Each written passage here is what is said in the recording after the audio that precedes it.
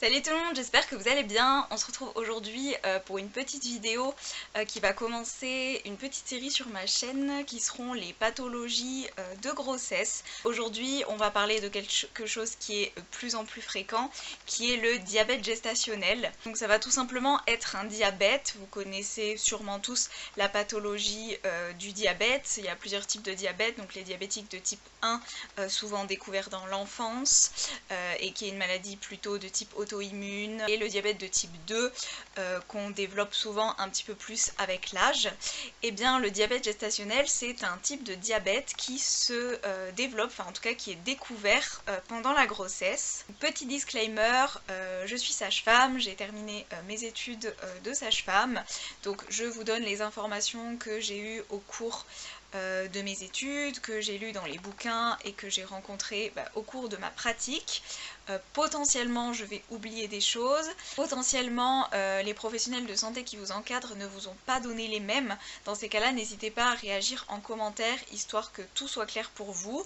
Le but c'est pas du tout de vous faire flipper ou de vous embrouiller, mais tout simplement de vous informer sur les pathologies de grossesse les plus fréquentes et qui n'arrivent bien sûr pas à tout le monde heureusement, mais disons que si voilà vous développez cette pathologie, donc en l'occurrence pour cette vidéo un diabète gestationnel, que vous puissiez un petit peu vous informer très rapidement. Donc, comment savoir si oui ou non vous avez un diabète durant votre grossesse? Donc c'est un diabète qui sera là pendant votre grossesse et qui ensuite normalement après l'accouchement va totalement disparaître. Donc comment savoir si vous avez ce diabète?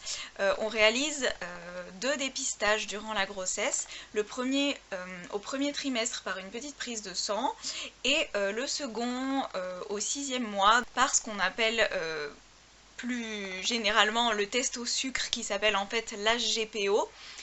Qui est un test pas très sympathique durant lequel vous allez devoir boire un petit liquide très sucré et on va vous réaliser 3 prises de sang successives. Mais ces deux tests ne seront réalisés que si vous êtes une personne qui est considérée à facteur de risque. Donc quels sont les facteurs de risque de développer un diabète gestationnel et quelles sont les femmes chez qui nous allons dépister ce diabète? Donc ce sont soit les femmes qui ont plus de 35 ans, soit les femmes qui ont un IMC, donc indice de masse corporelle supérieur à 25. Donc si vous ne savez pas comment calculer votre IMC, je vous mets la petite formule ici, c'est un calcul super simple, ça existe aussi sur internet comment calculer son IMC.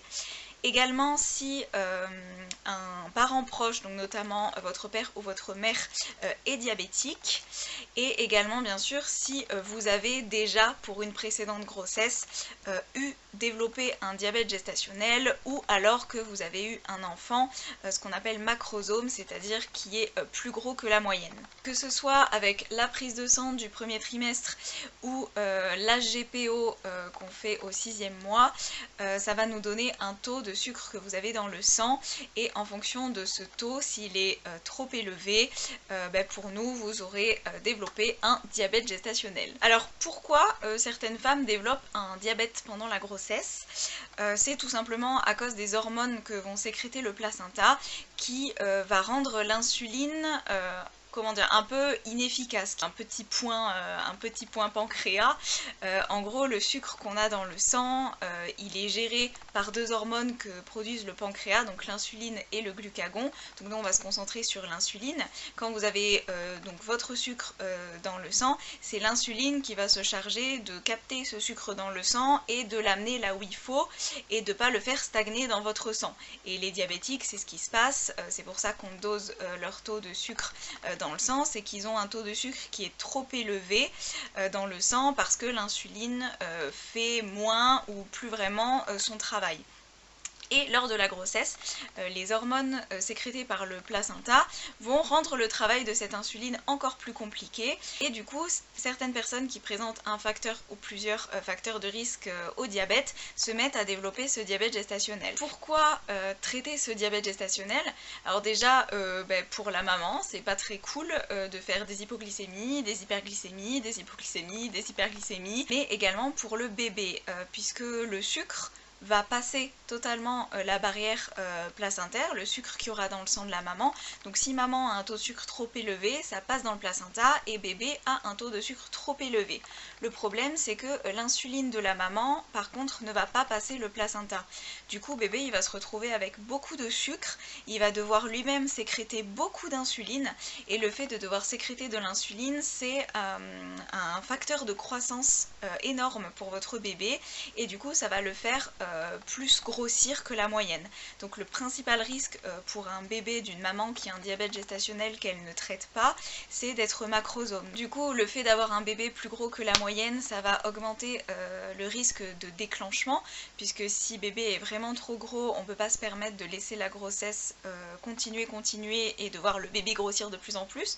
Donc potentiellement on pourrait vous déclencher, potentiellement il y a plus de risques de césarienne.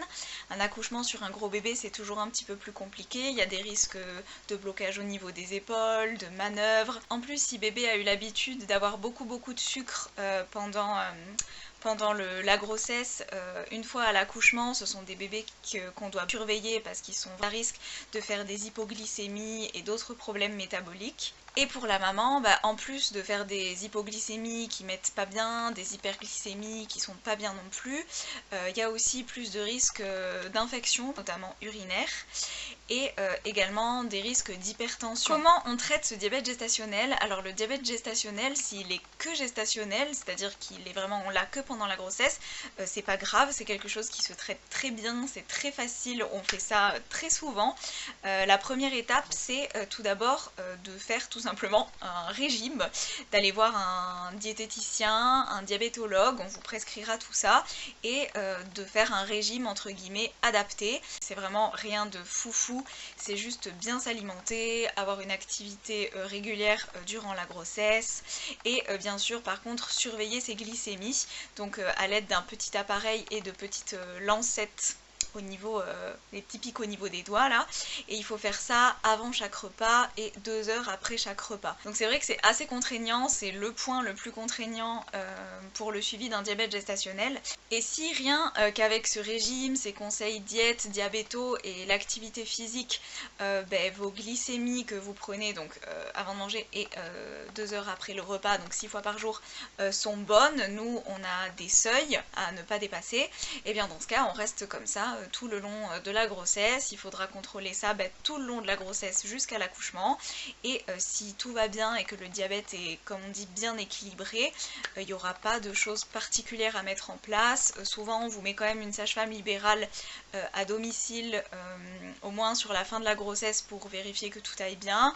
On peut parfois aussi faire une échographie supplémentaire pour voir si le bébé ne grossit pas trop, mais voilà, si tout est bien équilibré, il n'y aura pas forcément de trucs particuliers à faire. Après, si malgré ça, malgré les régimes, les glycémies ne sont pas équilibrées, qu'on est sur un diabète gestationnel qu'on appelle déséquilibré, on pourra mettre en place de l'insuline.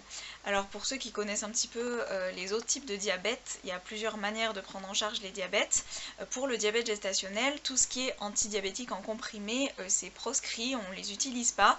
On utilise vraiment uniquement de l'insuline en stylo, voilà, qu'on se met dans le ventre, dans la cuisse. Donc là vous verrez avec votre diabétologue sur les doses d'insuline rapide ou lente à inclure dans votre journée. Les doses d'insuline vont être amenées très souvent à varier, ou du moins à être augmentées au cours de la grossesse, même si vous respectez tout ce qu'il faut et que votre régime est nickel et que vous marchez 2 heures par jour.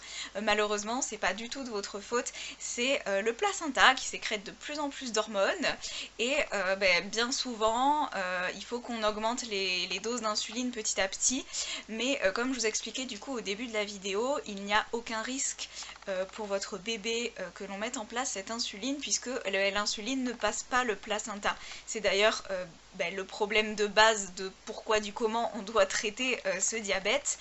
Donc vraiment, les doses d'insuline qu'on vous met, c'est simplement pour réguler votre sucre à vous, dans votre sang à vous, et que ce sucre ne vienne pas perturber le bébé. Donc durant l'accouchement, pareil, il n'y a rien de particulier. Si bébé n'a pas trop grossi et qu'on ne doit pas vous déclencher ou faire une césarienne, on va être sur un accouchement tout ce qu'il y a de plus classique.